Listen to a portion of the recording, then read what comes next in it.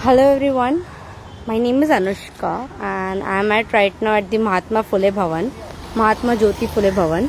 इसके आगे एक शिवाजी करके बिल्डिंग है जिस सामने कांच वाली बिल्डिंग है, और अब मैं यहाँ पर हूँ एट द बस स्टॉप।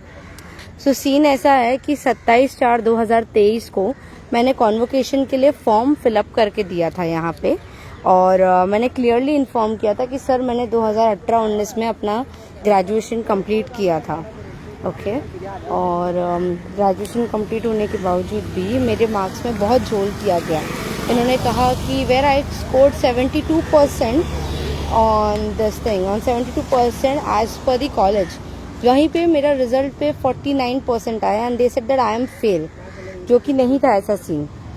और इतना सब कुछ होने के बाद भी ये लोगों ने मेरा जो है फाइनली जाके 500 रुपये पे करवा के और बाकी और भी बहुत सारी चीज़ें करवा कर इन्होंने जो है मुझसे फॉर्म भरवाया 27/4/2023 को, और ये बैठा के कि आपको ये फॉर्म भरना है ग्रीन कलर का on the first floor of Shivaji building, और वहाँ से फिर आपको 1-2 महीने में आपको आना है and you can collect your convocation, क्योंकि आपका बाकी सब सॉर्ट आउट हो चुका है मार्क्स एंड ऑल।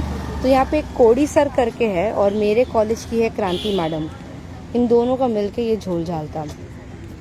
अब यहाँ पे शिवाजी बिल्डिंग में there is a person by the name Santosh, और एक है मानगोवरकर सर समथिंग कुछ नाम है उसका, पहले माले पे है, टेबल नंबर 2 पे मैनेजमेंट फैकल्टी के इसमें।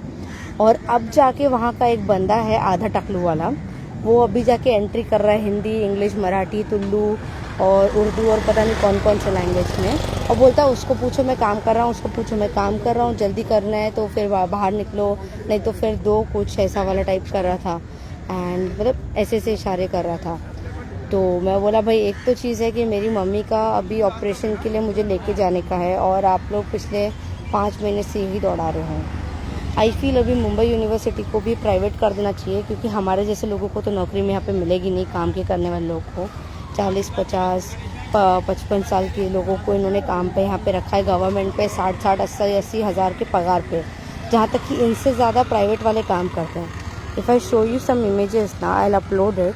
आप देख सकते हो कि आप लोग जो कॉलेज के लिए लेटर देते हो, कॉलेज का लेटर देते हो, और भी बहुत सारी चीज़ें आप लोग एप्लीकेशन के रूप में देते हो, वो सब कहाँ पे किस तरीके से कचरे की तरह पड़ा रहता है यहाँ पे, और किसी को कोई परवाह नहीं है।